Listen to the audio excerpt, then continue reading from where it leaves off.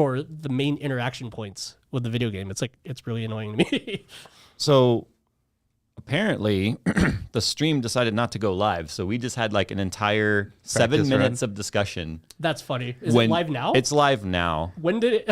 So if you guys want to know what the first like 8 minutes of the stream was, you can check out the Spotify playlist. Yeah, and the Apple Music podcast and this is why we record separately for the audio.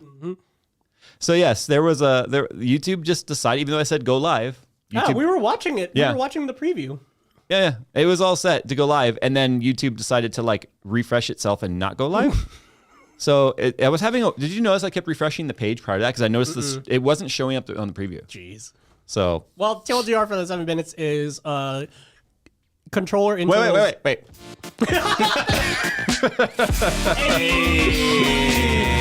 For the record, why did I say that so mean? Oh, it's Friday. It sounds like someone has a case of the Friday. Yeah, we're just kind of redoing the show again. Yeah, it's Friday. What else at this point? It's Friday. I hate Friday because it's one day closer to Monday. Yeah. When you say it like that, it does kind of make Friday a killer. Yeah. What are you guys doing? I'm stuck in Elite. How are you stuck in Elite? It's space. There's only one. Are you in a black hole? We're just. Are you in a black hole? Yeah, controllers suck. And then that's basically okay. Now What we're games have you been doing lately? Wow.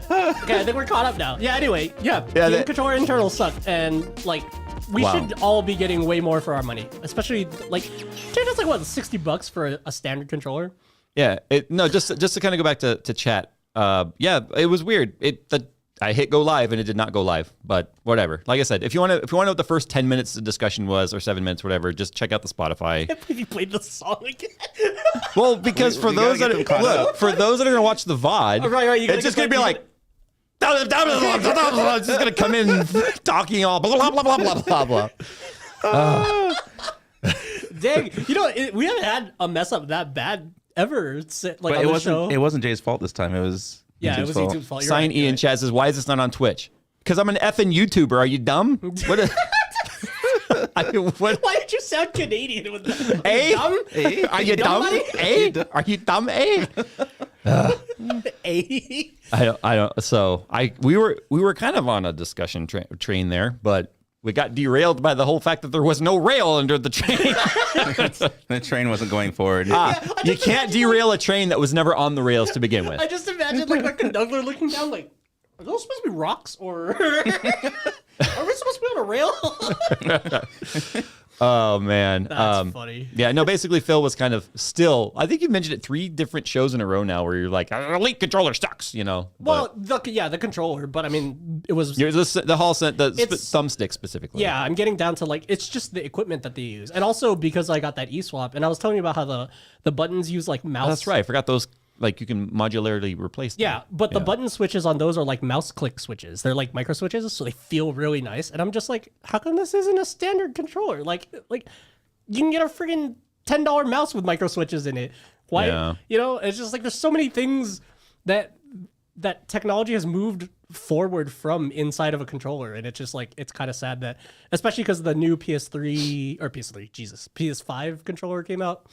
Like their $200 Elite controller or whatever with the swappable whatever blah blah blah, and it's just like, dude, I bet you that's still using pods too, and it's like, come on, like especially because like there are Hall effect sensor joystick replacements for pretty much every modern controller, so it's like obviously if the third party is doing it, then there's. And I feel like there's this general way of thinking that a lot of folks think third party controllers are going to automatically not be as good as say the Sony controller or the Microsoft controller, because it's third party and probably cheaper, but more often than not, they're better. That was honestly why I got the Elite, because I figured this has got to be the best one. And plus, like game on PC, Microsoft, right? You would think that they. The only thing it does well is connect to the computer. Like you don't have to set up like a PS3 or PS5 controller. Well, you don't have to either anymore. At least with Steam, like you just plug it in and it works. I still struggle with my PS3 controller. That's why I just. Oh yeah, that's good. Oh, the DualShock 3s are weird.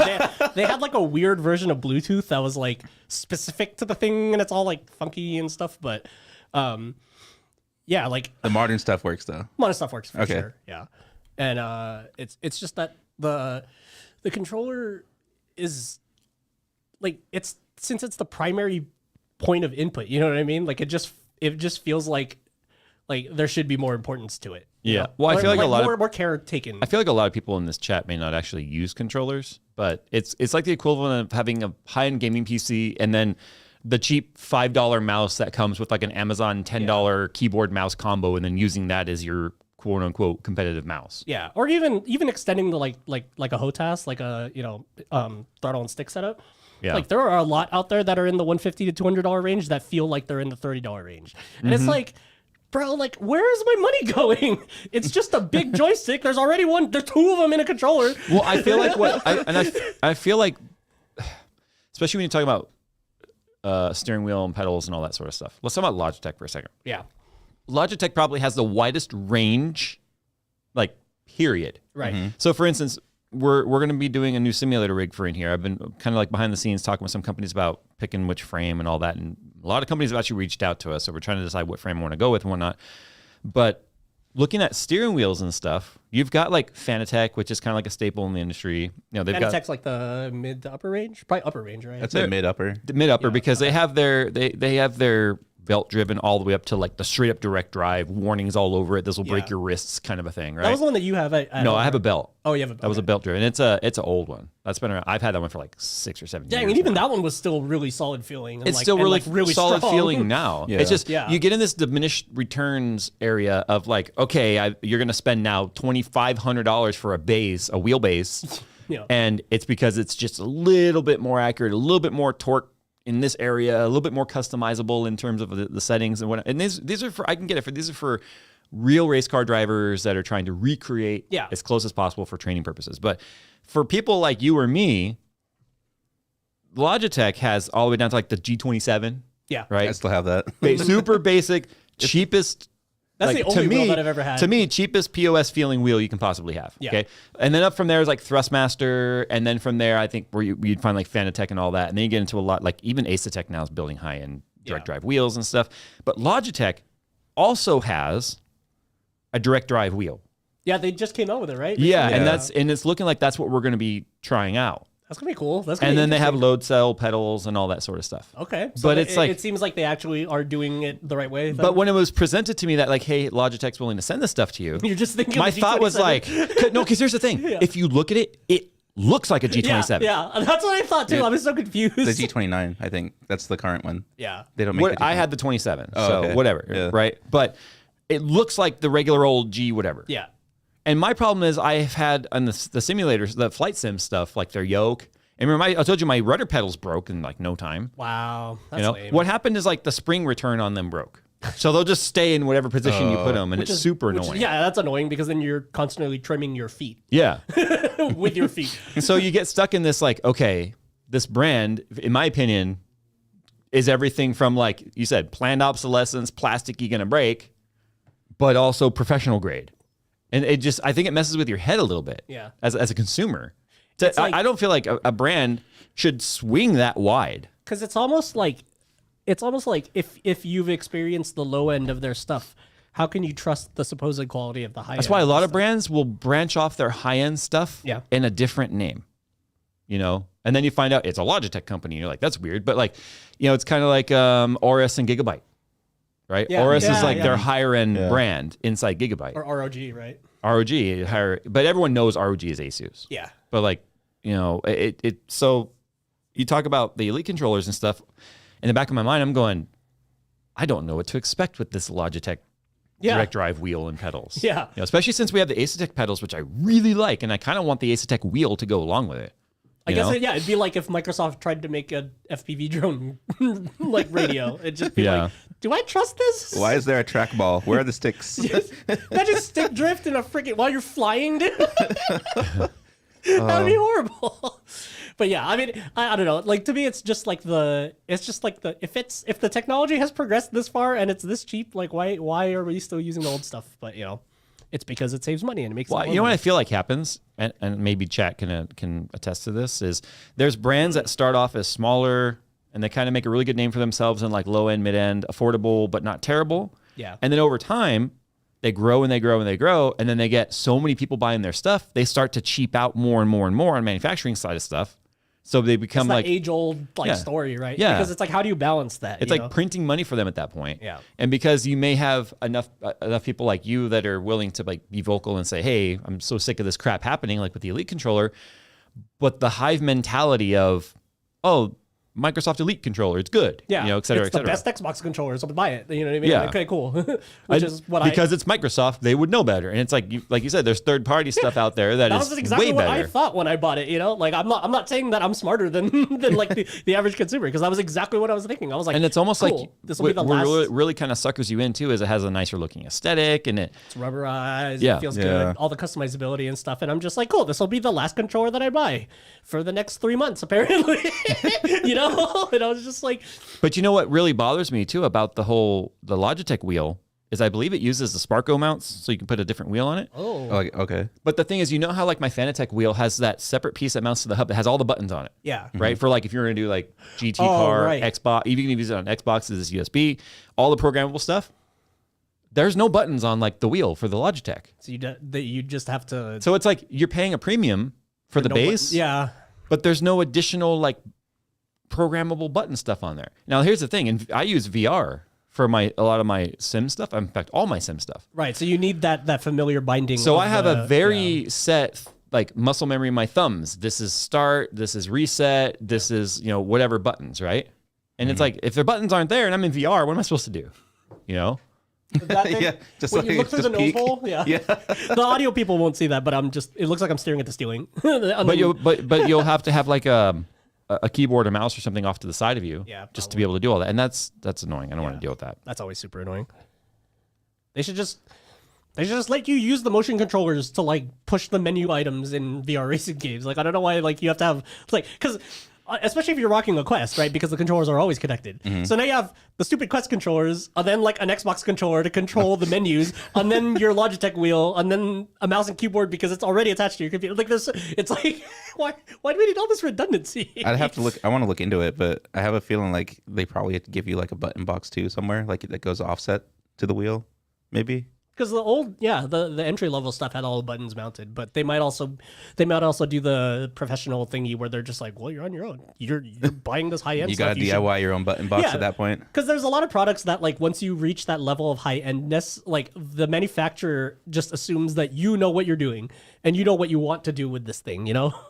Like that jet engine we were looking at. It's like $3,500 and there's no instructions or anything because it's just like you should already know. It's because we were watching the Cletus. We were watching Cletus. Cletus is putting the jet jet engine engine on the B2. B2. I like how you and I were watching that thing flap around the sky. We're like, oh, God, it looks like a bird. And we're like, That's the only thing's... time I looked around. I saw it flapping around. Yeah, Like, oh. it's like that is not supposed to look like that. It's supposed to look like flat. The only thing that was even holding the body together for the longest time, like he had already broken apart internally all that foam. It was just the lamination. Yeah, That makes the skin, it. Yeah. Oh no. And then he was doing that high-speed dive. He just yanked back on the stick and ripped apart. It looked exactly like a DCS when I do that with that 14. Just wings flailing and then an ejection seat. So you're still using that same wheel that I gave you like years and years ago? Yeah, Might be time for an upgrade. it still works. I know it works. You can turn it and things I'm not happen. complaining. I've been consistently putting PBs down in iRacing lately, so I'm still It's not slow. the controller, it's the E-driver. I'm still slow in the big picture things, but I'm getting faster personally. I'm not saying the wheel would make you faster. I'm just saying the wheel is more like having a nicer wheel is Give just me more feel. more pleasure to drive. Probably. I think pedals would be. If I went to it first, I would do my pedals first. Yeah, the before doing pedals are wheel. junk. Yeah. And the G25/27, Yeah. they're complete garbage. Yeah, but like in the same way I work on my car. If something's broken, then I'll replace See what it. I loved about my Fanatec wheels, and I would do this often. It kind of sounds like a pain in the butt, but it wasn't hard to reach it. I had like the load cell, which I could crank the knob on for when I'm driving like a GT car, an LMS car, or whatever. 'Cause, those cars don't have power brakes. non-power brakes. Yeah, so it's like rock hard, and you're only dealing with like a 1/4 inch worth of pedal throw and modulation between. Because it's more about the pedal pressure, not the pedal throw. Right. And then when I'm driving a street car, like if I would drive the 370Z instead of Corsa or whatever, I just get out real quick, lean down, just completely loosen the load cell knob all the way back, and then I've got the spring pressure on the brake, which was a lot more realistic. That would be the dream. Is just that dynamic along In with real the life? shifter too. Yeah, if you get into if you pick like a sequential car, then the shifter locks itself into 3 and 4 Yeah. so that you can sequential shift. Because the problem with like the brakes that are on the Logitech, the G25. You don't know how much force you're giving it, so you're like standing on it. Well, no, it's just there's too much pedal throw and it's too easy to overbrake. Mm-hmm. So what I would do in a lot of those situations when I was calibrating it, I would only calibrate it like at the bottom. So I would hold the pedal all the way down, and then I would hit calibrate, and then I would lift it a little bit before I hit calibrate, and then I would just let the bottom of it do all the work. Oh, so it's like 0, 0, 0, 0, 0, 0, 25, 50, 100. Yeah. Like right at the end. Yeah. I would do it that way, which helped, but that's why it was just really nice to have the load cell brake stuff. What I think is cool is like some of those custom those companies that they're a few grand, but they'll have the load cell brake, which has an actual brake booster on it. Like a brake. The mechanism and stuff. Yeah, So like it feels like that vacuum assist. Like you feel the real. Yeah, it's got an actual hydraulic system to it. It's got an actual piston bore and all that for the brake cable or the brake connection. Right. It's got an actual pedal connecting to the what do they call it, the reservoir. I can't remember that whole thing. It's not the brake booster, but anyway. There's actual master cylinder. Yeah, master. There's actual like fluid and stuff in there, and then you can tune the valve in that on how hard you want it to be. But then you've got to be like, hold on, guys, I got to change my simulator fluid. I gotta do the brakes. I gotta do the brakes in my simulator. Is there like an actual date, like change every 3 months or something like that? Hey, dude, I gotta do an oil change for what car? It's a Fanatec. I mean, realistically, you would never ever have to change it, but still. Yeah. Imagine doing an endurance Hold on, race. my simulator brake fluid's brown. I gotta change it. Dude, you spring a brake leak in a race? Oh no, it could. No, dude, so many all over your carpet. You're just like, guys, I gotta pit. Why? The brake line broke. It's literally broken. They're just like, we're looking at the status of the car right now. It's fine. No, but at least it has a spring return, so you'd still have your brakes. You just wouldn't have your feel. Yeah, it would just feel like a G27. Yeah, you gotta bleed your sim brakes. Hey, again, I'm not knocking it. I owned a G29 for like 3 years, and then I sold it. Yeah, it's kind of like going to the Warthog HOTAS when flying the Warthog. Yeah. Because that's everything. It was plug and play. Basically. That's how chonky it was. Okay. And like that equipment feels like it's going to last forever. You know, like that's like the stuff that I want out of a peripheral. The only thing that was ever missing from the flying setup that I had when we would fly DCS was I had no rudder pedals. Yeah. Because my Logitech ones, the only ones I had, they were junk. So I just left auto rudder and on. the Warthog HOTAS assumes you have rudder pedals because why would you not if you're buying like a $600? Yeah, it's not like it twists. You know, not like the old Microsoft flight stick that twists. Although I did always miss the twist when I would fly in Elite with the Warthog. Because you just yaw. Yeah, exactly. Like there's a lot of weird maneuvers that you wouldn't make an airplane do, but you would make a spaceship do. You know, why can't you make an airplane do it? Fly backwards? I don't know. Extras do it for a little bit. Yeah, for a little bit. Yeah, you're right. I mean, an extra is and they're using gravity to do it. An extra is probably the closest thing to the maneuverability of a spaceship. Jeez. Well, we'll move on to my topic here, especially since I see a lot of questions here in chat, both about the AMD die thing, apparently a cable mod cable burn on a 4090. Yeah. Basically, I just want to talk about the position that we're in as a channel here. And first of all, the term influencer is one I absolutely positively hate.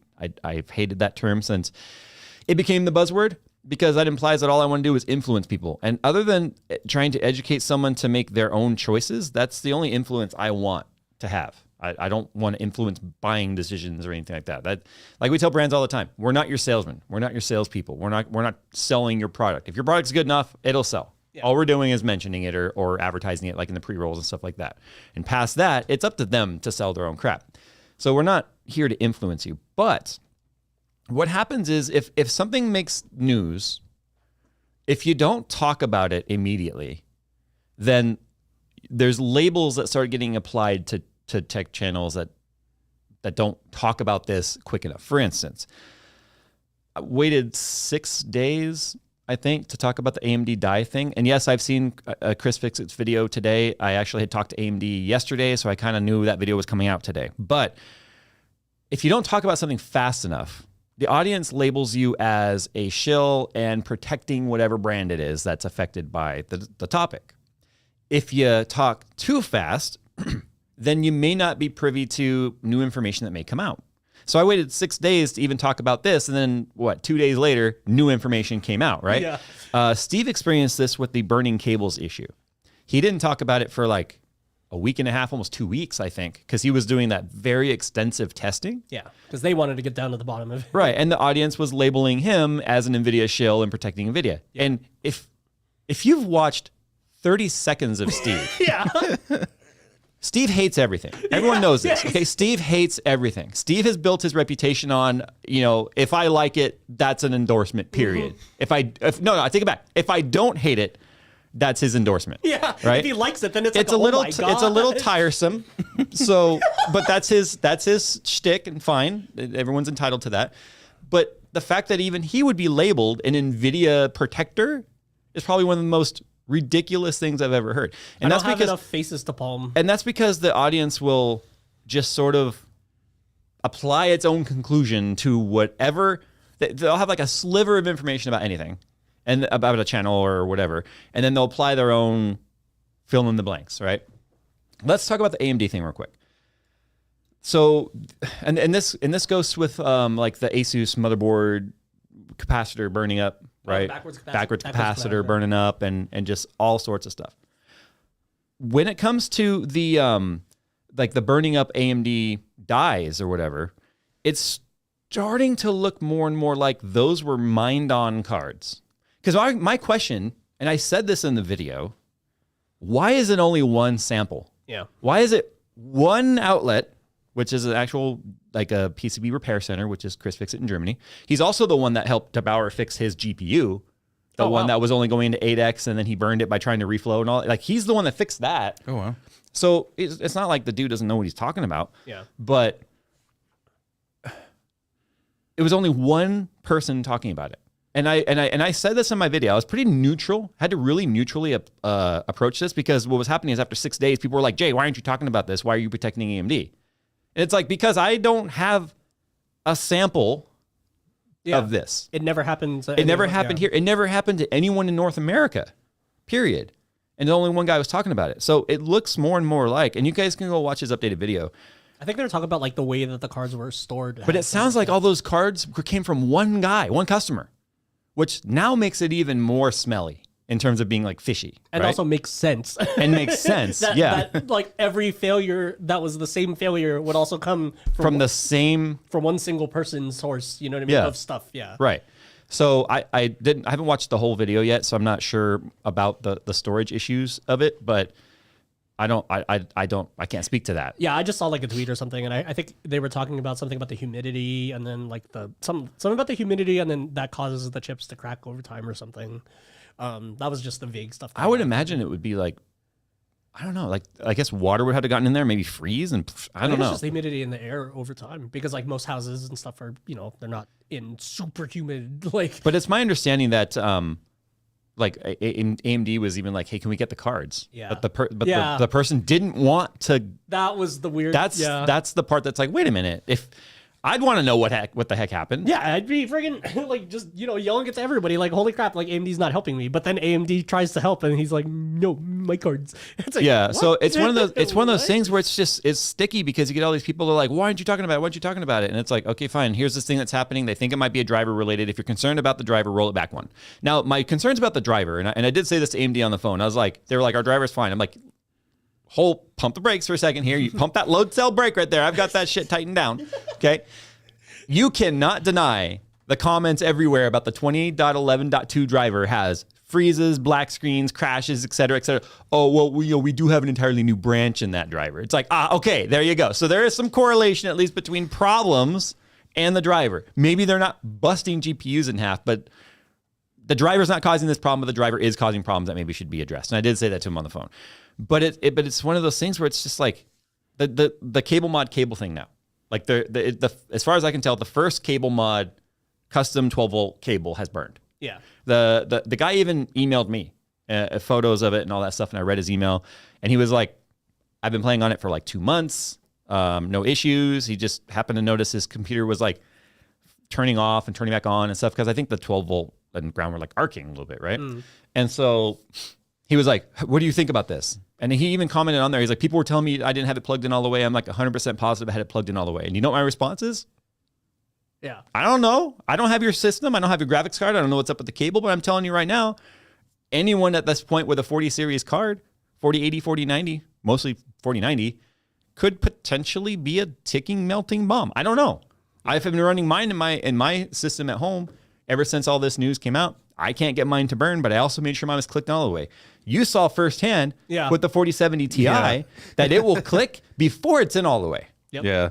And you were like, whoa, because there was a huge gap still. Maybe we should like cut that up and then like post it somewhere because it just shows like how like so the backstory is I was having Nick shoot the B-roll of that card while I was editing the video, and I told him to give me a shot of the connector plugging in all the way. So he goes and films it, gives me the SD card. So I'm like looking at the footage, and I was like, he didn't plug it in all the way. He was like, I pushed so hard. I know. Yeah. But I had even pointed out to you, I'm like, in dude, the video, I even told you, I was like, Phil, come push this plug and feel how much force was needed. And here's the thing, like your fingers are hurting and you feel like you're like actually scraping the skin off your fingers before it ever clicked in. You literally have to see the thing go into the lock. Like you have to visually verify that now because like even when we did shove it as hard as we could, it still didn't make a sound. Yeah. Whereas like my 3090 and 3080, I've always gone a very audible click when you plug the thingy in. So like I'm wondering if the 4 extra connectors on just the sideband are creating a little bit more pressure tension needed. But my point is right now, this is now kind of making the circulations on Reddit. I can tell you right now, I know the owners of Cable Mod, they're going to 100% want to know more about this. I'm sure they're talking to the guy. Yeah. What do people expect me to say that hasn't been said already? Yeah. What are we supposed to do as influencers? Because here's the thing. If I don't say anything, people are going to be like, oh, Jay's protecting NVIDIA, And it's like, I don't know what people expect us to do. I think it's the thing I hate most about being a content creator in this genre. The stuck between a rock and a hard place. Because if we just made videos, like let's talk Cletus, for instance. We all three of us love watching Cletus McFarlane. Yeah. Right? His videos are nothing more than daily vlogs and shenanigans about whatever they do. They get flack for like, oh, you didn't do this right, you didn't do that right. But that's what I think all of us love about them is they're just rednecking their way through YouTube. And it's fun to watch. But they're not expected to like, oh, if GM has this controversy, talk about it. He can just go on about his business and ignore it because it doesn't affect him. If we in this genre, we're expected to take a stance on every single bit of drama that happens. And it sucks and I hate it so much because I am a tech enthusiast. I absolutely love computers, computer gaming, building them, water cooling, air cooling, overclocking, over-the-top builds that are unnecessary, squeezing every ounce of performance out of the old bottom budget builds that we possibly can. I love every aspect of it. But it's like so many people out there just want to shove us into what their box looks like. Right. That if we don't fit their mold perfectly, then we are just either biased or shills or paid for or whatever. Like you're not angry enough for some people, but you're too angry for other people, and it's just like... It's a literal darned if you do, darned if you don't. Yeah. I can like an NVIDIA graphics card and still hate the management. Agreed. I can like the iPhone and hate Apple. Yeah. Because here's the thing. I've said this a million times.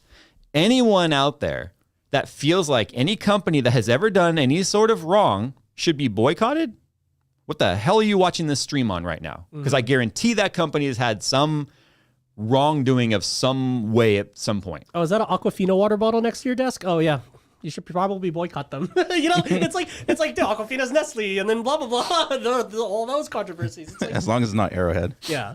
Like I always like to say that I'm a fanboy of like products, not like never really a company. Like, I mean, besides like I was an Apple fanboy for a while, but like that was just because they happened to be making a product for every aspect of my tech life at that time. You know what I mean? Like it was great when I had a MacBook and an iPhone and an iPad and like an old Mac SE and everything. You know what I mean? And like that eGPU. But it's like when I worked in IT, I carried a Samsung S series phone and an iPhone at the same time, which is interesting. I remember that. And it's just like, okay, so why does Phil use PCs primarily now? And it's just like because Apple stopped making stuff that I liked. That's the only answer, you know what I mean? And I miss the old stuff. I miss like my MacBook, but it's obviously I can't use it forever. And if the company has decided to go this way with their stuff, and my likes didn't. I guess if you just constantly boycott people, you're eventually going to run out of.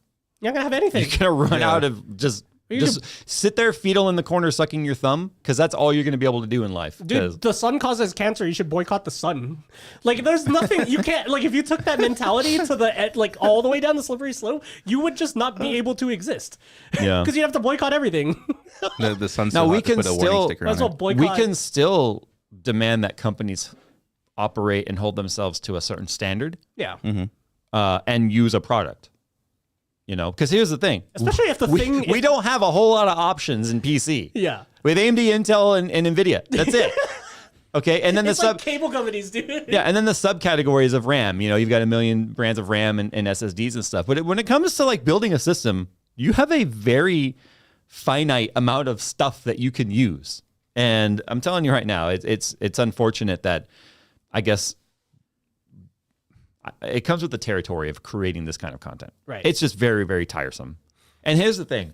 If a content creator doesn't like a product and they cite their reasons, it's almost like their viewers expect every other content creator to also share that viewpoint.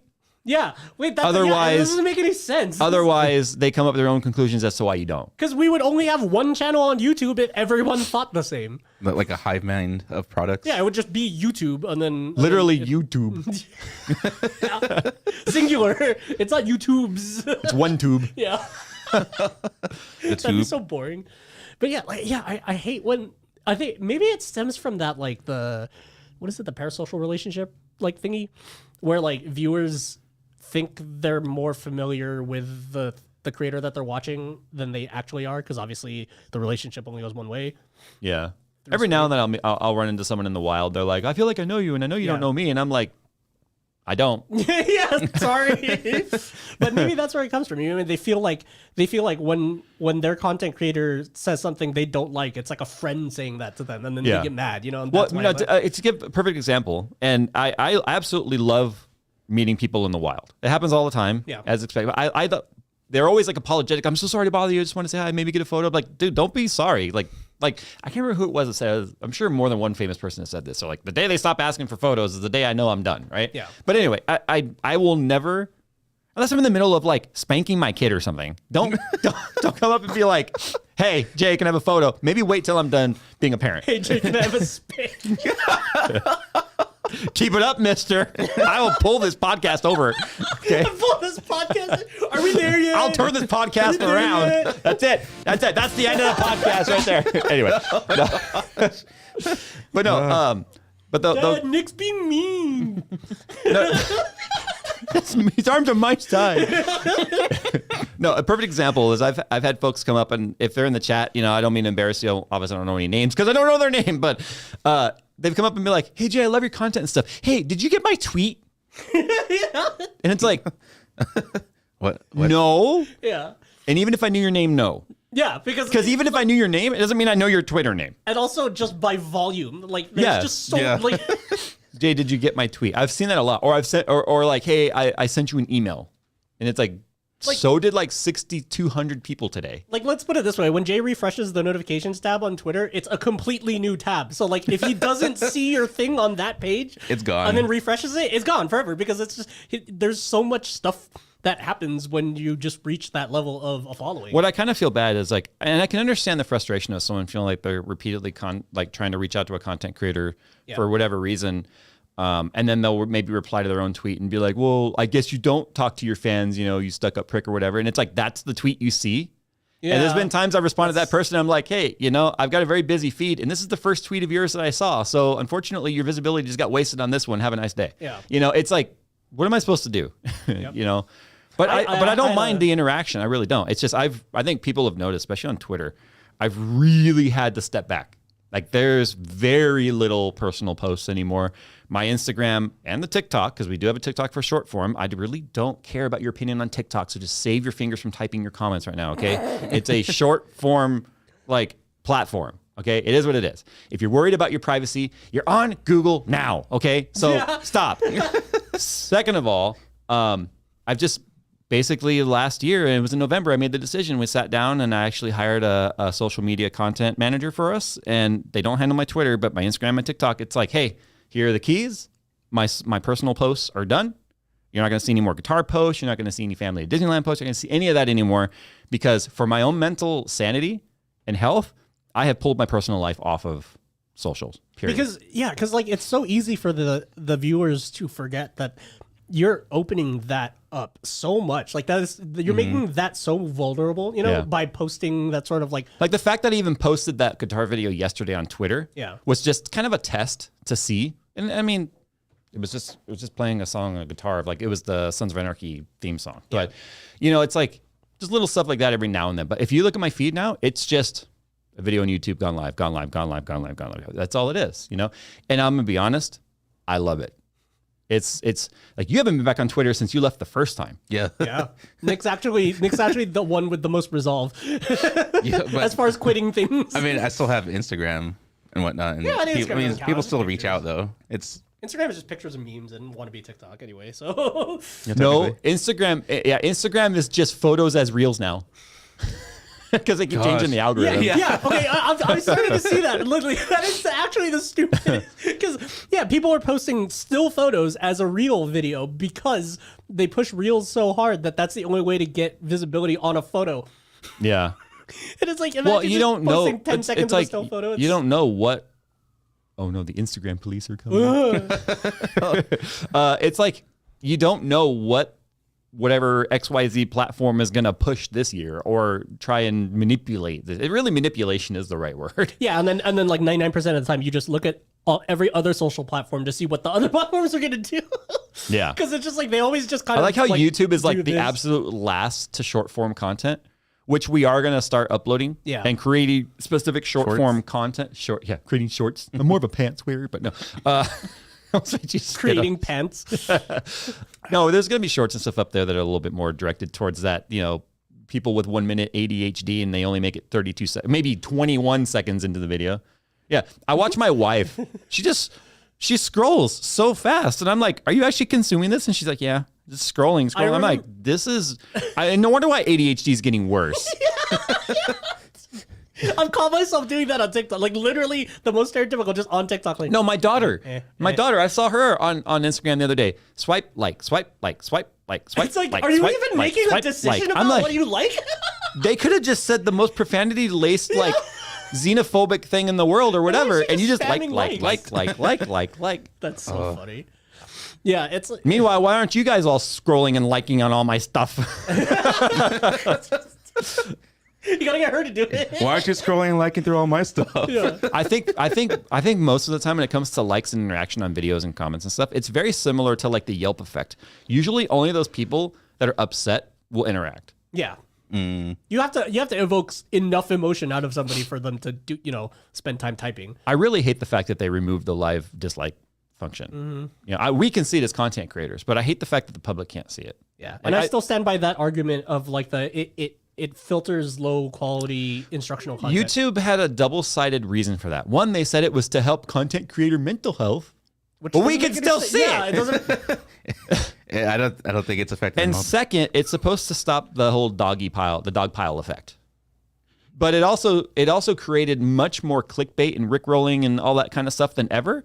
Because here's the thing: if I'm looking, and it's usually in tutorials, it's like if I want to know if a video right off the bat is good or not, that like-dislike ratio is going to tell you. Yeah. If I'm looking at a video that's like how to remove polyurethane from a window frame, right? Like I was watching earlier.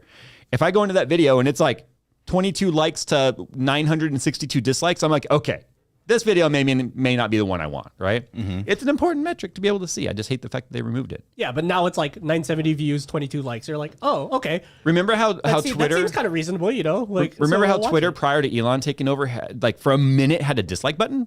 Yeah. And it was visible. They A/B'd it, yeah. And then they took it away. Yeah. Dang, I missed that. That was fun for a week. Yeah. I remember getting that notification and I opted into that. See, I'm the guy that goes swipe, dislike, swipe, dislike, swipe, dislike, swipe, dislike. Just dislikes out of spite. I'm just a hate scroller. You're like Mark Dizzle. I watched him. He was on Reddit and like the Reddit client we use, it's just like you can swipe left for downvote and then right for upvote. He's just like left, just downvote, downvote. I was like, you might as well just use your whole hand. So he was like, oh yeah, I wonder if it supports multi-touch. So he just put 5 fingers on the screen, grabbed every single page, and was like, just all of them downvoted. Mark was like, yeah, and he just just spamming the whole front page with downvotes. I'm just like, you're the balance of the people that just like everything. No, I actually don't really interact with anything, to know the truth. Yeah, for me, I rarely like, leave a comment, like very, very rarely. And a thumb up or a thumb down or a heart is like I'll heart comments that people send to me and stuff. But like me as a consumer or content consumer, yeah, I hardly ever interact.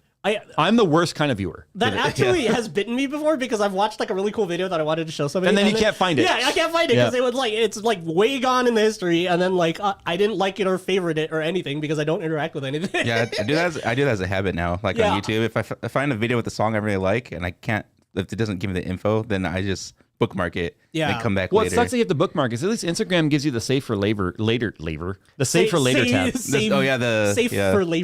That's basically just my save all the good memes here kind of deal. The problem is for me, it's in a spot that it's like where I always scroll with my thumb. So I end up with the most random stuff in my save for later because I'm not actually clicking it. I'm scrolling, but I bump it as I'm scrolling.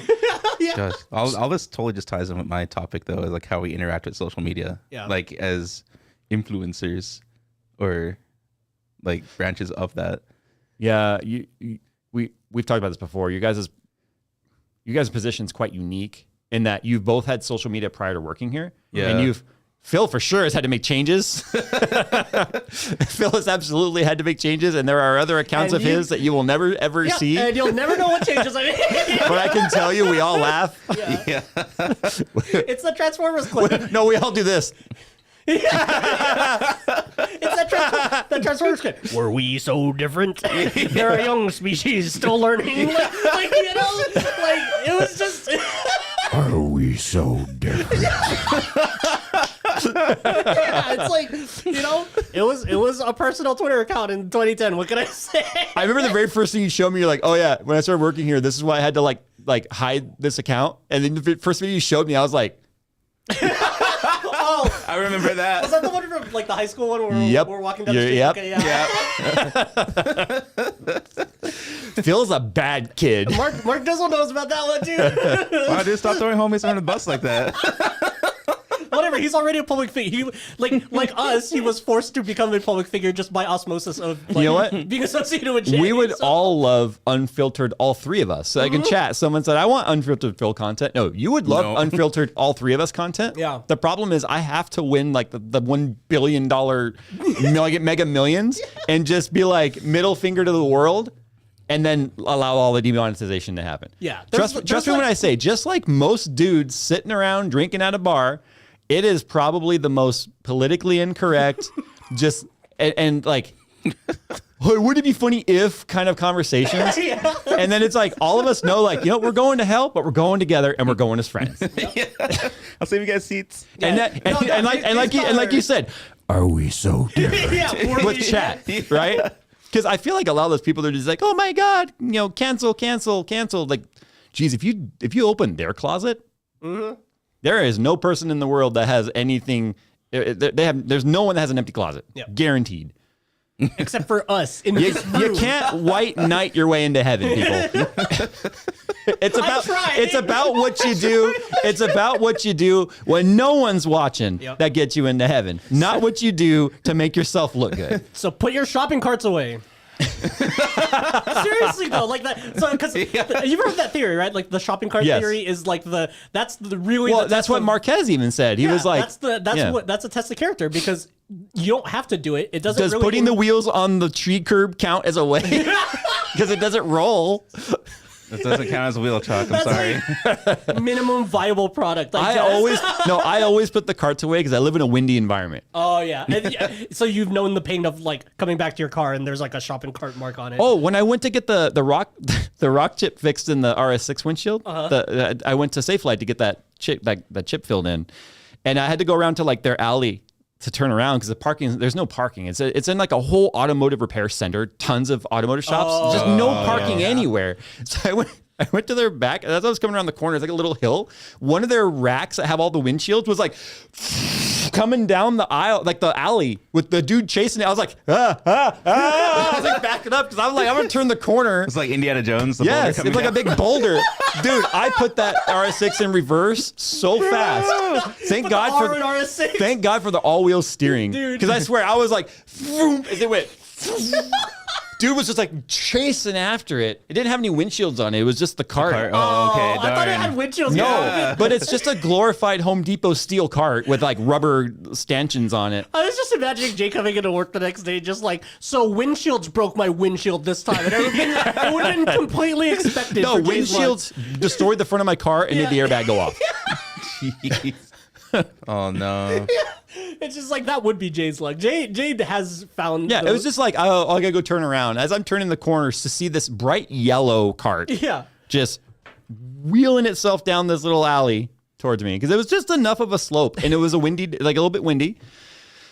So that's why I put carts away. It's that. I think it always goes back to that theory of you and I, like how we always almost experience the worst case scenario, but we just get close enough to see it, and then the universe is just like, now that you know.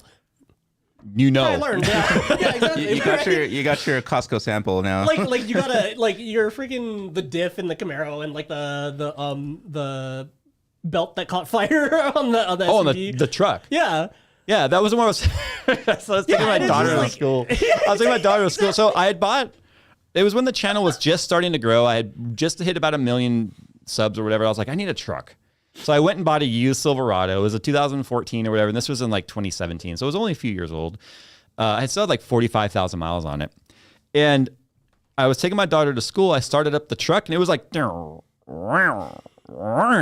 it started. And I'm like, oh, that's weird. It was a 5.3 liter V8, yeah.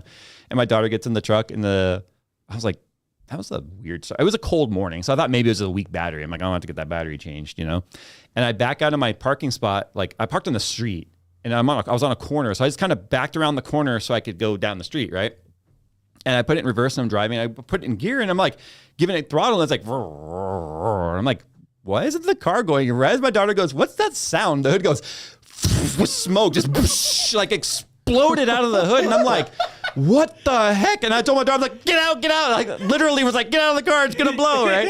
So she like grabs her backpack, she gets out of the car and like stands on the curb as the truck's like, to get it like out of the street. And it's smoking everywhere, and I'm like, what the heck? And as soon as I turn the key, it's like, just dies so fast. I open up the hood, and the smog, or the vacuum pump had locked up, and it just, the belt, as it was going over and getting hot, it was like tightening until the whole belt just went up in flames. The whole belt. I'd never seen a belt. You know how like if you over amp a wire, the whole insulation just off. The belt did that. I had never seen anything like that in my life. I literally was like yelling at my kid, get out, because I thought it was catching fire. It's just like, meanwhile, I'm thinking it's catching fire. And I was like, but I gotta get it out of the road because I gotta be the guy that puts the cart away, you know. So I'm gonna put it over to the side of the road. Yeah, put your flaming cars away too, guys. That same truck is the one where I was sitting in a drive-through with my foot to the brake, and I'm like, why am I rolling? Like, why am I rolling? And I'm about to hit the car in front of me, and I'm like, in the park, and I'm like, the brake pedal's like, I'm like, what the heck is happening? LS's and a lot of modern V8s, especially with like overlapping valves and stuff, don't create a lot of vacuum. So they have vacuum pumps. That same vacuum pump failed. Actually, the diaphragm in it broke, so I wasn't getting any brake boost at idle, or sitting and stop. Jeez, that's scary. So I was sitting in a drive-thru, and I felt like the more I pushed my foot down, like I could not get the truck to stop. Because you were wasting what was left of the boost. Right, and I'm just trying to use like leg force to stop a 5,000-pound truck. With now it's manual brakes. Good luck. Have fun. That truck, man, that truck, all that stuff was fixed under warranty. It still had a warranty on it. But it was like, and then I had to get the rack and pinion replaced in it. That was like the most new keeping it real truck I've ever had. The most, yeah. Meanwhile, my 1500 never gets driven. So I told you yesterday, my neighbor across the street bought a TRX. So I've got a 1500 Rebel. Yeah. He's got a 1500 TRX. It's brand new. And I'm going out there, and I'm like, the night before, I'm like, I probably need to charge my jumper. And I did. So I had 100% charged on the jumper. And I go out to the truck, and my neighbor just happens to be out there like rearranging his cars because he was trying to clean out the garage, make room for the truck to get in. Yeah. So he goes out and he starts his truck, and it's idling. And I walk to my truck, and I'm like, wow, it's really dead, right? So I open the door with the key.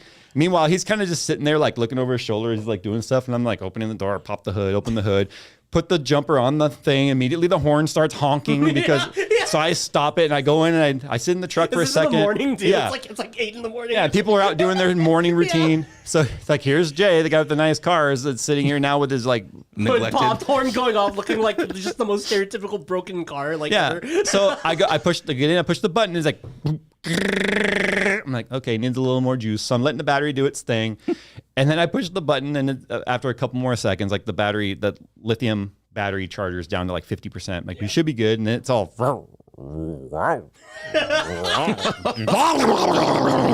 smoke was like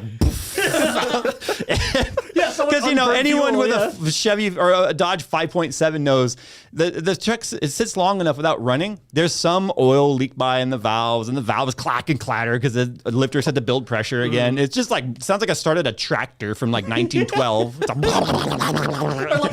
And the neighbor's like, he's kind of looking at me, and I went, "You'll learn." The first time you don't drive every week, you'll find out. I went, "You'll learn," and he was like, "Huh." In his head, he's just like, "What did I just Meanwhile, I'm all like happily like the hood, bye, driving away.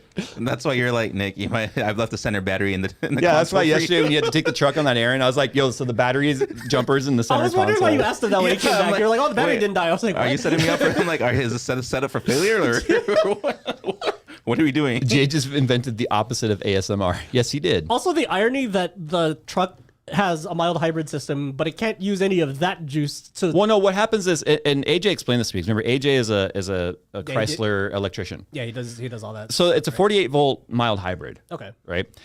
The 48 volt to keep charge will steal all the amps from the 12 volt. So if you're not sitting there keeping it charged, like you're not running it, and even though my truck has provisions for two batteries, one's only in there because it's a 1500.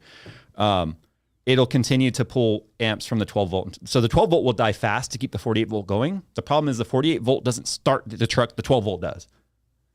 It's dumb. Yeah, that's actually dumb because a hybrid motor is significantly more buff than a starter motor. Yeah. What?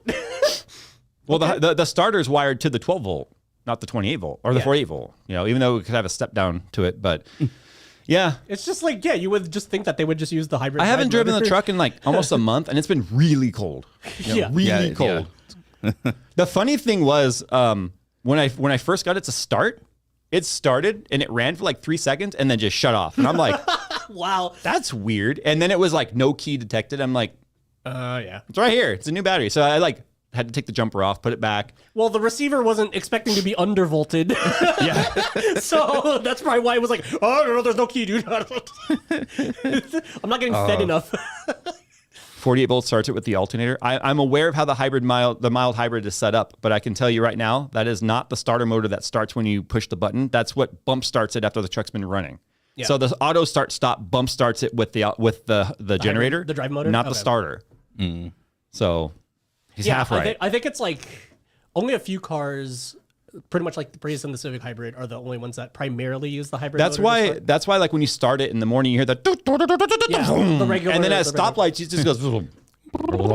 Yeah, it's a soft start because it starts it with the belt. Yeah, but my thoughts are, if the battery is that dead, like why couldn't it have bump started it off of the 48 volt generator? Yeah, that's why I'm confused, because the way that like Honda did the Civic hybrid is the high voltage battery charges the 12 volt battery.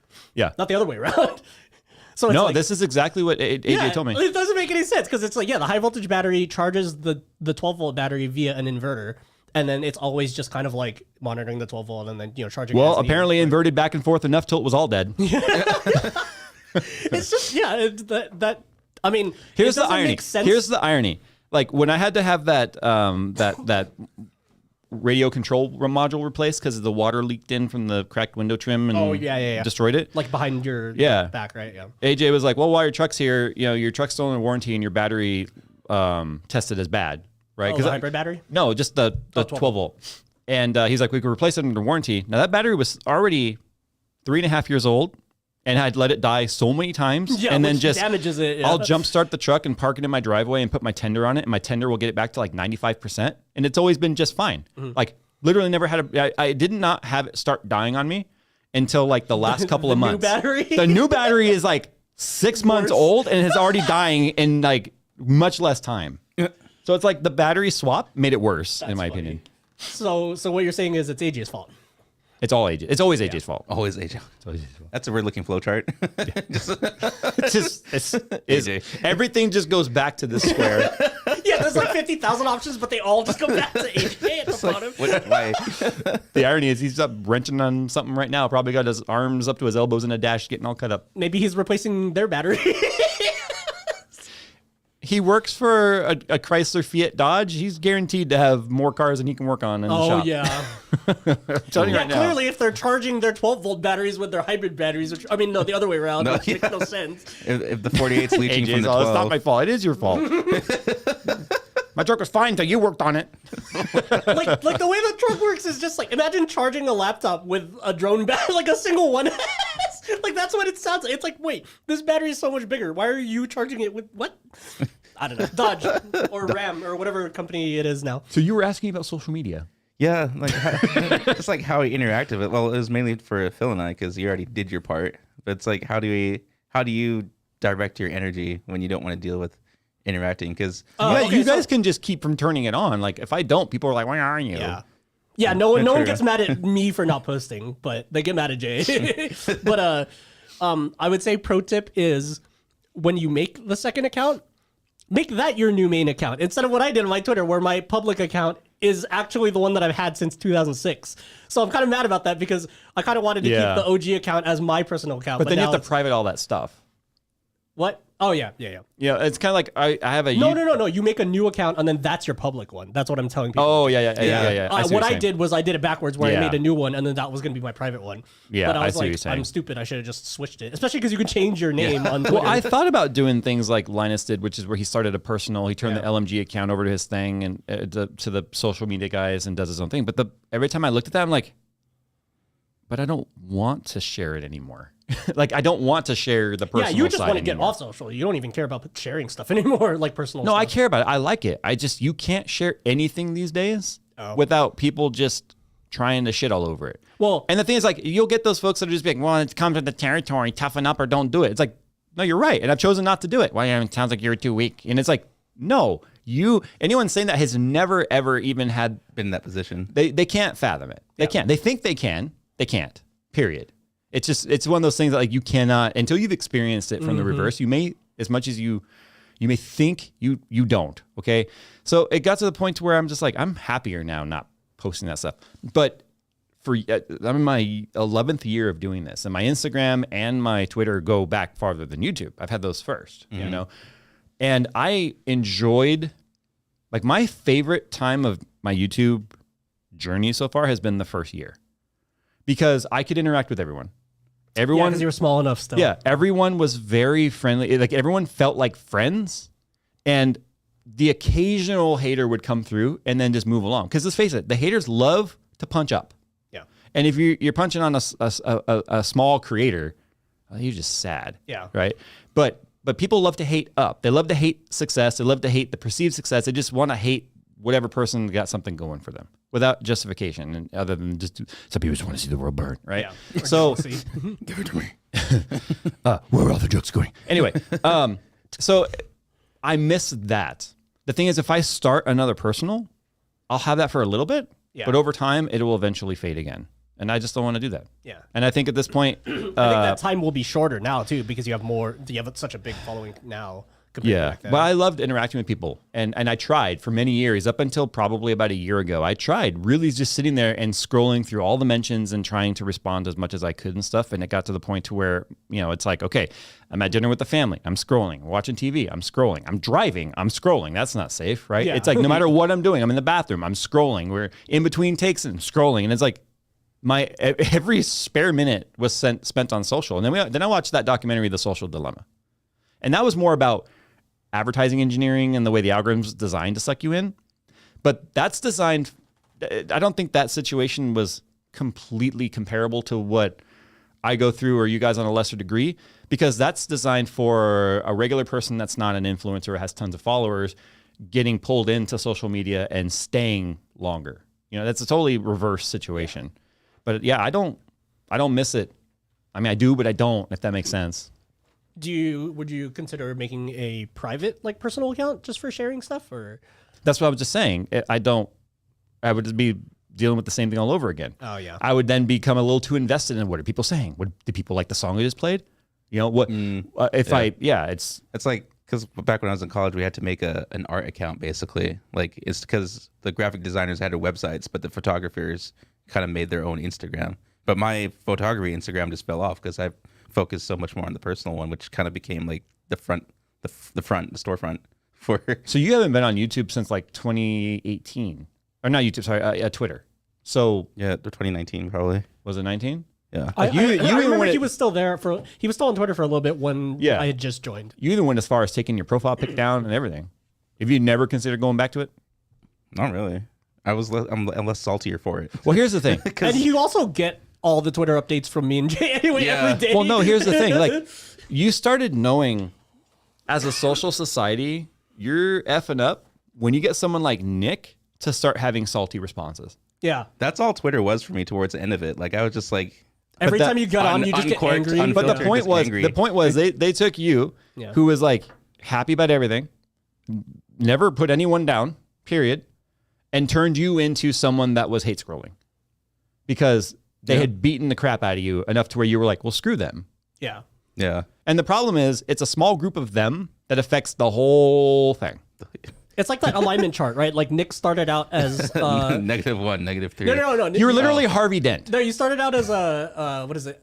Neutral. No, not neutral. Like Chaotic stable, lawful good. Oh, lawful good. Oh yeah. Nick started out as lawful good, and then Twitter added chaotic neutral to him. Yeah. Or probably chaotic bad. I remember that chart. A little bit of chaotic bad. So now he's just chaotic neutral, and then he just which is actually quitting Twitter is probably the most chaotic neutral thing ever. If you think about it, because you're just like, you know what? Screw all y'all. You don't even get to see my words anymore. And it's like, it doesn't do anything but just like remove everything. I know a lot of people would say, well, that's just letting the haters win. It's like, no, this is taking back your mental health. Exactly. The only smart move is not to play on Twitter. Like, quitting doesn't let the haters win because like Nick wasn't on Twitter to push something. Yeah. You know what I mean? There's not a two-way battle there. It's like the haters only win if Nick was just depressed over the fact that he got bullied off Twitter.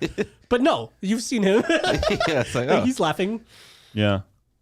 And like, just don't look at his face in the videos because that you would think he's depressed, but no, he's actually really happy. That's just his happy face. What do you mean? Smile. What do you mean? I'm smiling. Smile. I am. He has RSF, resting sad face. It's like Holt on Brooklyn Nine-Nine. Yeah. That is literally the funniest thing I've ever seen. I'm overfilled with joy. What do you mean? I am smiling. Oh, here. All right. No, I was laughing at Jay's face. No, that's what he did. He was like, I am smiling. Yeah. Oh man. I think part of the problem though is that when you have a fan base that's all over the world, let's just face it, there are regions that are known for either sensitivity, sarcasticness, inability to take a joke. These are all different regions. Some of them are all in one region, but there are areas that are notorious for certain types of reaction. Right.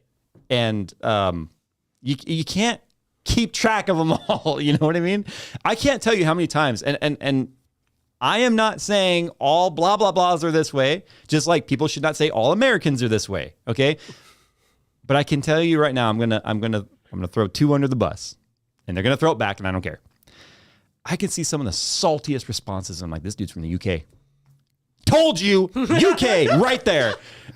Then it's like, also too, it's like, damn, this dude is snarky. Totally down under. Yep, there he is right there. Down under. Yeah. It's like there are certain regions that are just and these are English speaking regions. So there's enough difference in the language to like come off maybe as rude or snarky when they're not intending it to be. Yeah. Like complete translations, I can understand that.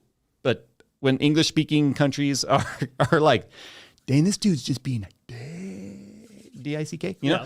And it's like, oh yeah, I knew exactly where it was from before I even looked it up. You know? Jeez. Now, those people would probably say, Americans are so sensitive. You know what I mean? Like, and you're probably right. Again, a cultural thing. But don't forget where cancel culture started, people. Also the internet. We all know the internet's a country. Come on.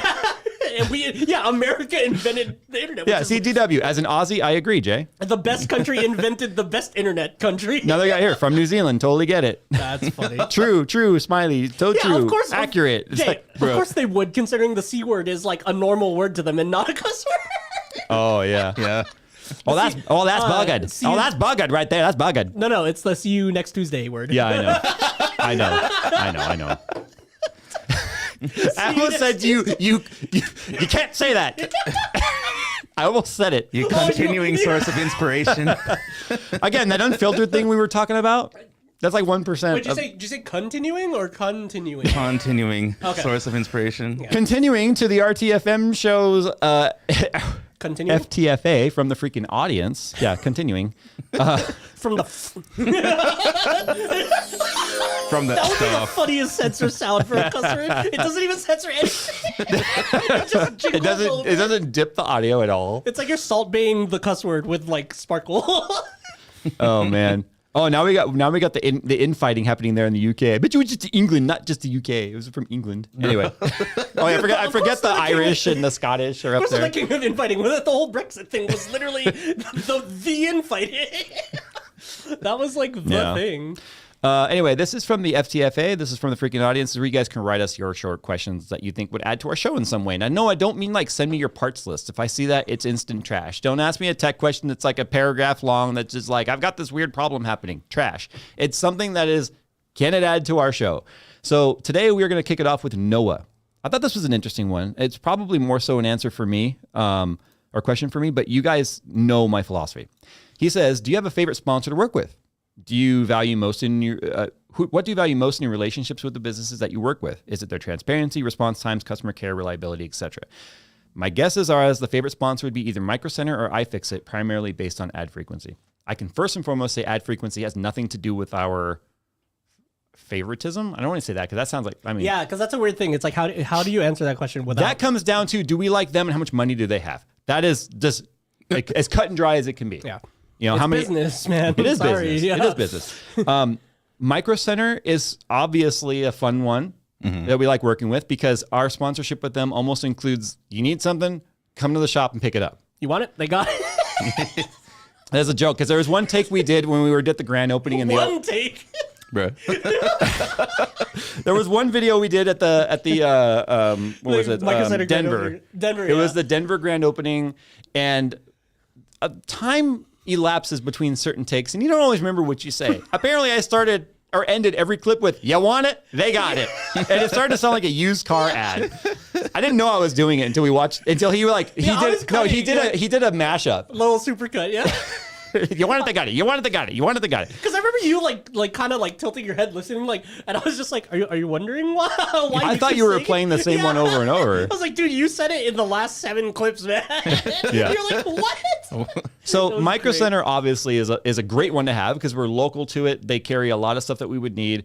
Their philosophy allows us the freedom to utilize their sponsorship, the dedicated videos we do with them in our vision, which is important.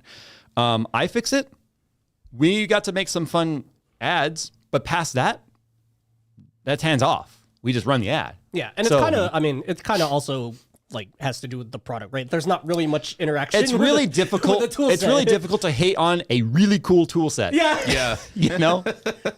Yeah, it's like it's short of just shattering in your hands. There's nothing really to like review about it besides it comes with these Not things to mention and they have a huge, and this is sponsored. No, they have a huge database of teardown guides and like 10 or what is it, like 45,000 different teardown guides or something like that. Heck, we can even get parts like my niece's laptop, which I still have to replace the battery in, and the battery controller deal because we think one of the lipos went bad in there. But they even sell parts.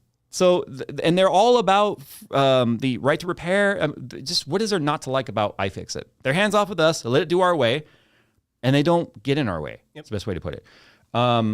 And their stuff is really solid. My Not sponsored.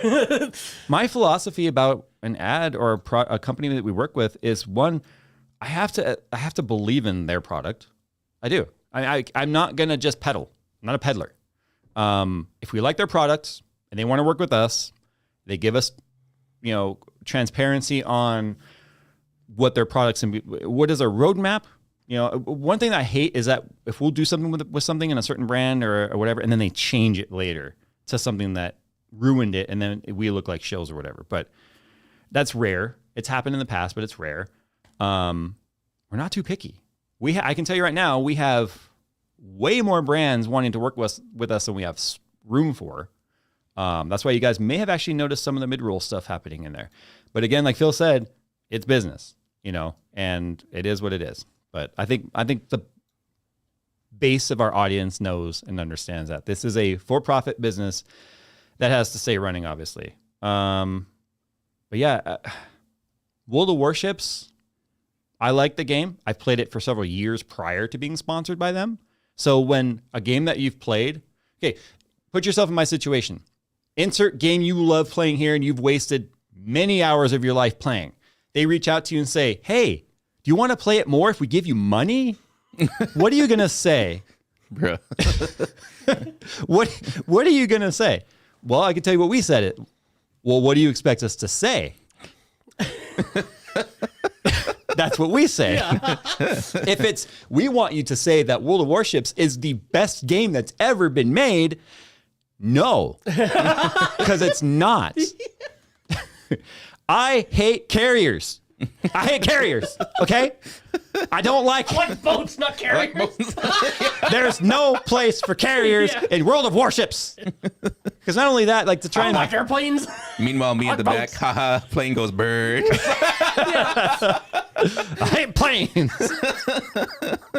So I could tell you a little backstory. Wargaming. So World of Tanks, World of Warplanes, World of Warships. They're all different companies within Wargaming. They operate completely independent. And they reached out to us once and were like, hey, we know you like World of Warships. Do you want to talk to our World of Tanks team? Absolutely. Hook us up. I like tanks. Tanks are cool. I like artillery. Played the game and I was like, this is horseshit. This is bad. And I said that and I was like, hey, we're not going to do this one. Yeah. Because I don't like it. And they were like, oh, that's sad to hear. But okay, we understand. Yeah. And for a brand to take that feedback and not be like, well, we're not going to work with you in the Warships one anymore. It's like they weren't retaliatory. They weren't, petty or anything. Yeah. It also helps when we were the absolute #1 influencer for them 2 years in a row in terms of signups. So yeah, I mean, I'm okay with it. They make decisions every now and then with the game that I don't like, but you know what? I'm not designing their game. Yeah. And I've given them all of my feedback too of, crap, Wargaming's coming. Oh no, the Wargaming police. Not again. World police. So yeah, that's just a little insight. Jay, we want to work with you. Cool. I like your product. What do you want us to say about it? And then obviously there's discussion that takes place. But and I will audience, not. Like, let me clarify that last bit for a sec, because it's like, it's not what do you want us to say it's 5 stars out of 5? No, it's like what specific things about the thing do you want to highlight when we're talking about it? It's both, right? We have to iron out the talking points. Yeah. You're talking about talking points. For me, it's like, what's the message? Oh yeah. Exactly. If you're trying to get me to relay the message, like you've seen me edit this out of talking point. They don't give us scripts. I write my own scripts, but the talking points would be like, highlight how this is the best. I'm like, we don't say the best. Yeah. You could probably count on one hand in 10 and a half years now I've been doing this channel, how many times I've said something is the best, because we don't. No, not only that, saying something is the best would be an endorsement, and that's different from an advertisement. I don't endorse. I miss the old meme of when people would just put in brackets citation needed, like from Wikipedia. Yeah. But that's like the response that I think whenever somebody's like, this is the best whatever, and I'm just like, citation needed. like cite your sources, bro. Honestly, source, I made it up. Trust me, bro. I mean, you just can't go around Commander Shepherding everything. Like, Commander Shepard, this is the best GPU. No, I thought you meant like him punching the reporter. Oh. You're just like, Wow. The AMD card sucked. All right, moving on. This disingenuous assertions. Jacob from Denmark says, "What are your go-to sweet gaming memories? The one you think back to when gaming was awesome in your childhood. Mine was playing Red Alert at my friend Stuart's house back in the 90s. He makes me feel old." That's a dope. Yeah. We talked about this not that long ago. Jay's always gonna feel. For me, it was lining up. us For me, here. it was lining up quarters on Street Fighter 1 at 7-Eleven. Yep. Well, I got a new memory that popped in. Okay. Junior high and high school, all we did. Oh God, you're gonna make me feel old. Sorry, Because I was already an adult. In junior high in 2014, Okay, so that golden era for me was like Halo 2, but every birthday I had was LAN parties. I feel like Halo 2 was a lot of people's golden era. Like that game, I swear, like it's rare nowadays to hear of a game making the news. But like, remember like news, like people were interviewing all the people in line for that, like on the midnight launches and stuff. And it's like, that doesn't imagine. Well, but that's because that's when physical copies were needed. Yeah, that's true. Like I told you, I think that spectacle too, I think honestly. World of Warcraft: Wrath of the Lich King was the last physical disc launch thing I ever personally experienced. That's a good one to end it on, though. But I already told the story. It sucked because while I was waiting in line, my friends had the digital download. They were already playing. And they were already like 2.5 levels ahead of me by the time I got home and got it installed and then updated. And then queues. No, because and queues. The queues. But I had to install the media and then update it. So Because you can't update a disc. that's why Steam does pre-install now, which is nice. Preloading. Yeah, the preloads are nice. Yeah, I love that like all the consoles and stuff do that now. Yeah. I do miss that spectacle though, like launch day stuff for games and stuff like that. But I just really wish I also miss it when Halo was good. Sorry to cut you off. Yeah, but no, I that's miss fair. when Halo was good. I miss the LAN party stuff because it's just like, hey, bring your TV, bring as many extra controllers as you can, and then like we had to get a head count, and we had to make sure we had enough TVs and controllers. But like we did like a 6 versus 6 for like overnight. So And the weird thing was that there didn't seem to be as much fanboyism either, because it was just like, oh, cool, he has a Dreamcast, so he can bring it. Oh, he has the N64, so he can bring that. I have a PlayStation, so we can just like play everything. You know, what I mean? Like we play whatever we want. We got pizza. And it's like now it's just like, ew, I didn't bring a Dreamcast to my house. Like, but what do we have Why now? would you- Crossplay. yeah, which is kind of nice actually. I'm glad that that's finally a thing. All that crap was past my time. Yeah. The only time we get to yell at each other is we're playing Rocket League now. I think, my formative gaming memories were still probably Descent and MS-DOS and SU-27 Flanker. Oh man, by SC-27, yeah. Yeah, that was the first like kind of realistic-ish flight sim that I ever got into, and I was just like, okay. Which is why, like, when I got into Microsoft Flight Simulator after that, and then I was just like, dude, the Cessna sucks. What is this? Yeah. I'm like, what do you mean a propeller? What is this, dude? Give me my 2 jet engines and afterburners already, dang it. Come on. Getting ready for a landing. Oh, gotta digress real quick. This isn't a Switch. This is my my Micro Center purchase. If you watched our videos, you'd know that. This is the tablet I was that is eyeing something that I forever. have to keep, even after 10 years, reminding myself, yes, we put out about any question you could ask us, the answer's out there. You just have to watch them. The problem is, just like me, I don't watch all the videos of the content creators I'm subscribed to. Speaking of which, this takes us into the next question here from Jason. He says, Jay, I'm guessing you saw Gamers Nexus video on EVGA's finale. Do you wish you could have gone with Steve and his team? First of all, no, I have not seen his video. I've seen that his video has gone up. I don't watch Steve's videos. I don't watch Linus's videos. I don't watch Dimitri's. I don't watch Kyle's. I don't watch Paul's. I don't watch tech videos. I don't. The reason for that is I live it. So when I'm watching YouTube, I'm watching Just Rolled In. I'm watching Cletus just redneck his way around Florida. We're watching. What? We're watching, not just you. Yeah, but I watch it at home too.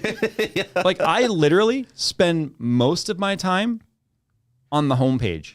What is the algorithm going to recommend to me today? And you know what? It does not recommend tech videos because that's all based off your watch patterns. Yeah, and if you don't watch it, yeah. Yeah, I'm sorry. And it's not that I don't like those guys.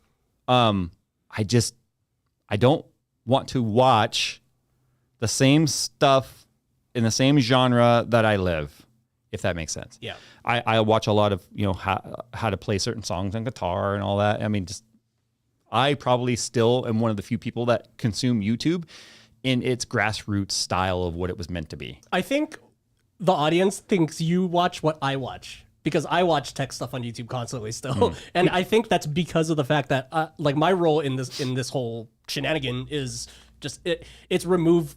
You know what I mean? Because you're obviously directly dealing with all of this stuff constantly, whereas I just come in and cut a video, not necessarily interact with the tech, deal with all of the companies and all that sort of stuff. So I could see why you'd be super burned out about it. But to answer his question, yeah, I watched it, and yes, that would have been amazing to go on because it looked freaking. There's so much. Yeah, cool because stuff. of the micro soldering stuff, Yeah. you would have super. It's just all nerdy, super nerdy. Like I've read white papers on core architectures for GPUs before for fun. That's how nerdy I am, and so that's. I feel like they think you are that type of content consumer. It's like no, I am. No. Jay watches like super hick stuff basically and guitar Vice Grip stuff. Garage. Yeah, Vice Grip Garage. I'm not saying that in a derogatory way. It's just that genre of fun. Just don't care about stuff and cars and you know what I mean. I whenever Steve and I hang out in person and talk, it's not about tech.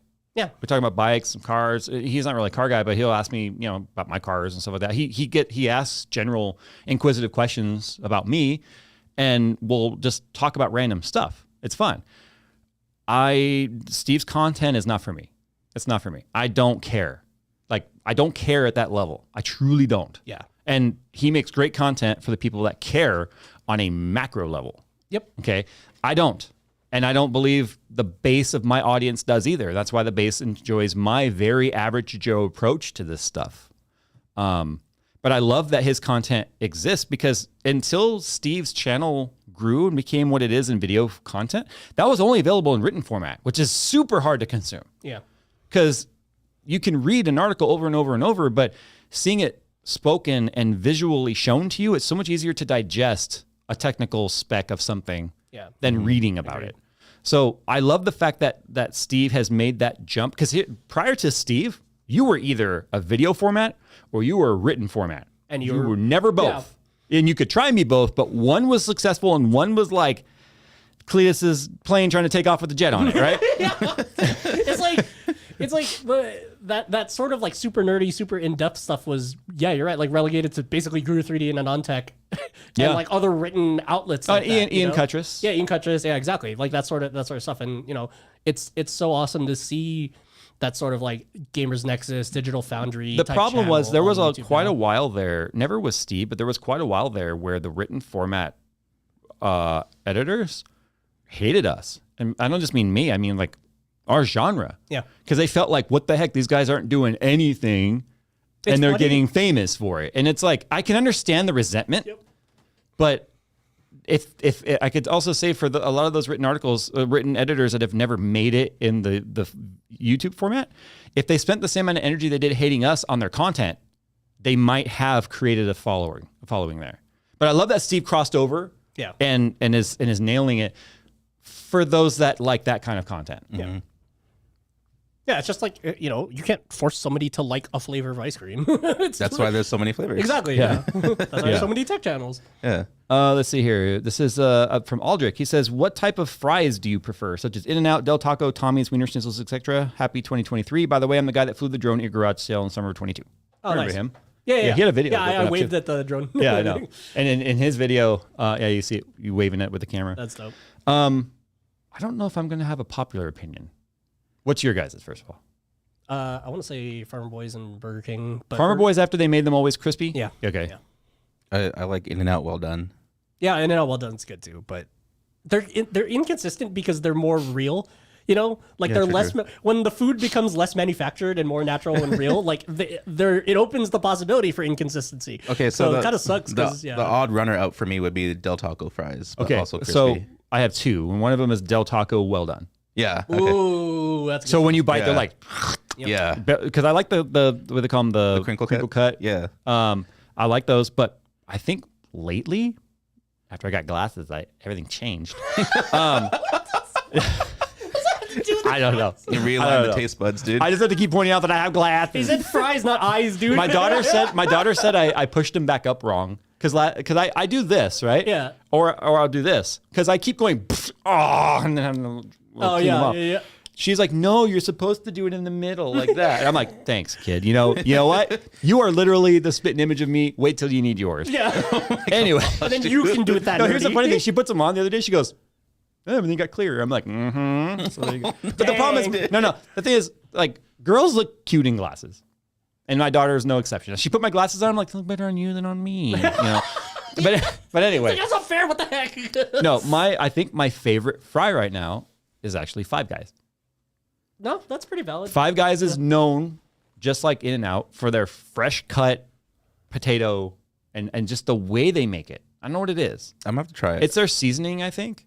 But it's like you walk into Five Guys and there are just stacked up the walls, just boxes of fresh potatoes, and they go through all of them per day. Yeah. They also they cook it in peanut oil too. Yes. That's probably what not it the is. vegetable oil. Yeah, that's probably what it is. That probably changes the So flavor. I have to try the it. problem is you can't get an order of Five Guys without the bag being transparent, because it is like here's the thing. They'll That's take really good. They don't give you fries in like a contain like a package. They take a cup and they scoop the cup, and then they'll I swear they take the cup, they put it in the bag, and then they take a handful and then just throw those in the bag too. Just because why not? Yeah.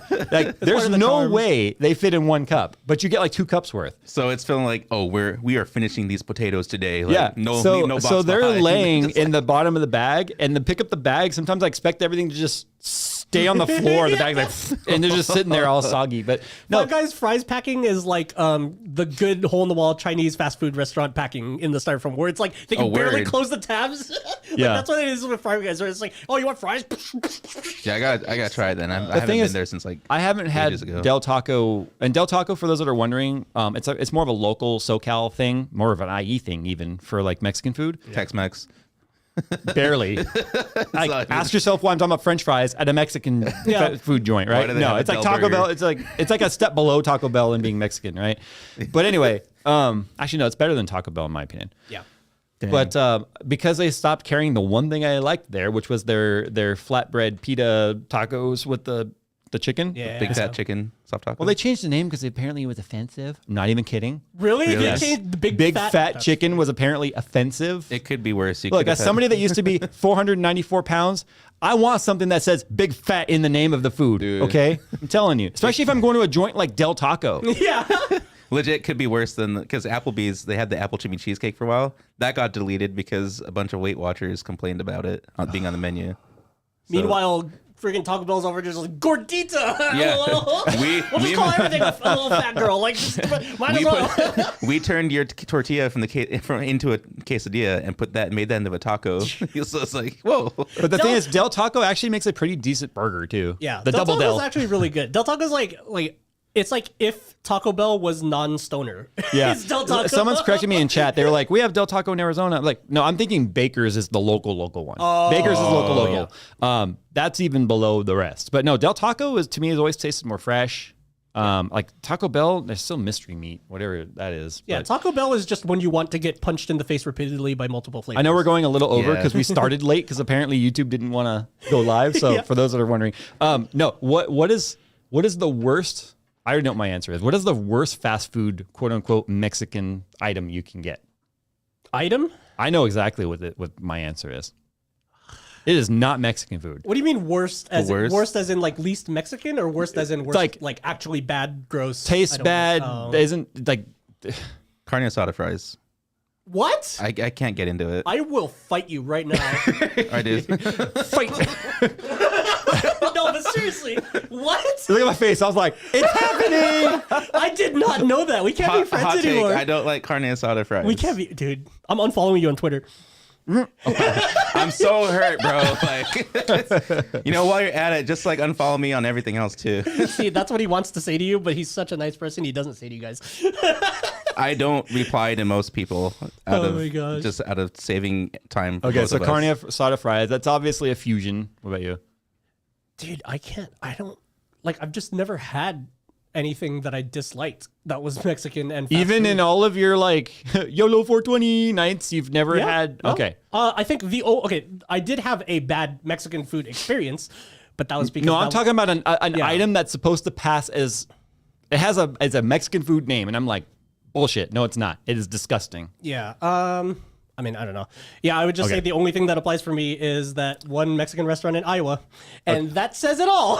Wow. A Mexican restaurant in No. Iowa. You should talk to my wife's cousin about the Mexican food in Tennessee. Oh, jeez. No, she'll tell you right now, and I love her accent. She's always like, well, the folks around here find the best Mexican food comes from Taco Bell. Not even kidding. I swear to God, they think, like, I'm putting the whole state of Texas in they, I guess. The people she's referring to truly believe Mexican, like Taco Bell's Mexican food. Honestly, it would be better than the Mexican food. When Taco Bell says run for the border, they mean run for the bathroom. Okay? No, the item I'm referring to specifically for me is Jack in the Box tacos. I get those all the time. They're disgusting. They're amazing. They're sliced American cheese. I know, that's what makes it great. And whatever the hell they're passing for meat it's great. in their deep fried taco shell. What the actual F? Do you like them? Okay, where else are you gonna? I don't order from Jack in the Box. So. But do you know what I'm talking about? I've seen them in the commercials. Yeah, they the don't two look tacos for good at all. $1. 2 for 99 well, cents. Now it's freaking $2 thanks to inflation.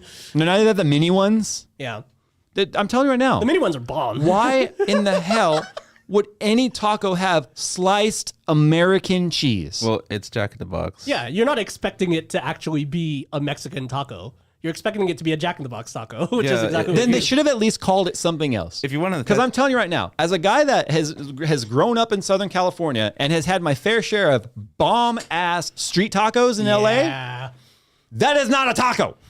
But that is an good. abomination. It's still good though. No, it's not. It's good, dude. Where else are you gonna get No, two it's tacos not. and an egg roll and a bacon ultimate? I now know exactly that's how amazing. you felt about him not liking carne asada fries. Like, I want to literally punch your face. Honestly, I feel like Dude, Jack it's in the like- Box is just like the accumulation of a bunch of stoners. Just like, hey, let's make a menu and exactly. turn it into a franchise. Yeah, which I'm sure the audience is now realizing that my like a lot of my favorite fast food like genre is basically stoner food. Yeah? But yeah, it makes sense. You're the guy that DoorDashes extra mile. Oh yeah. Oh, if I order in the next 10 minutes. No. That's the double dash, dude. You gotta get Yes. level. That's the Yeah, because you gotta get candy. Yeah. You gotta get your chocolate and like a Gatorade or something too. Well, I don't partake, so I wouldn't know. Okay? I was saying like, Jack in the Box it's like a fillet of fish, right? Like you're not expecting it to taste like real good fish. You're expecting it to taste like a fillet of fish from McDonald's, and that's why I get Jack in the Box tacos.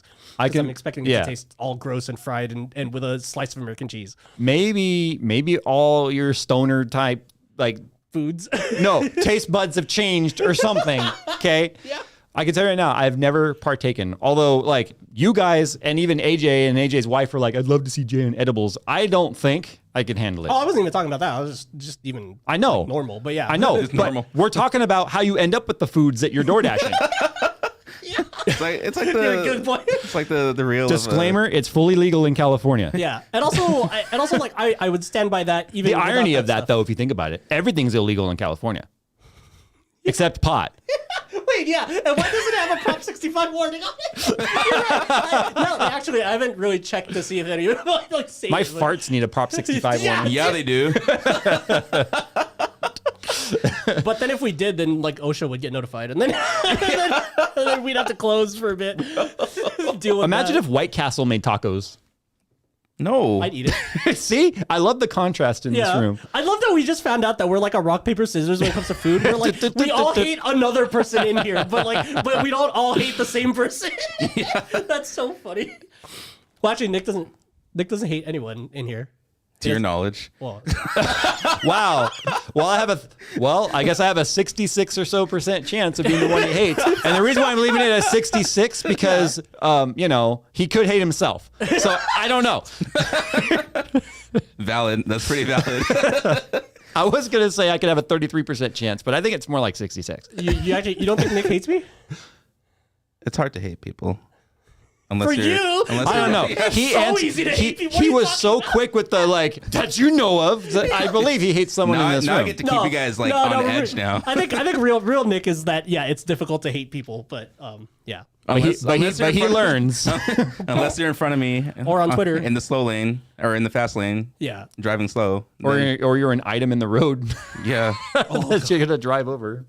There's another one to add to your seeing the worst consequences without experiencing them. When you ran over a fire extinguisher somehow and you didn't even get a scratch, right? Wait, you ran And they over did it. not fit. Remember in the ZL1, He ran over a fire extinguisher with a Camaro. a full size one. Yeah. And I run over like a piece of firewood. And it got jammed. Wheel. It got jammed underneath the car.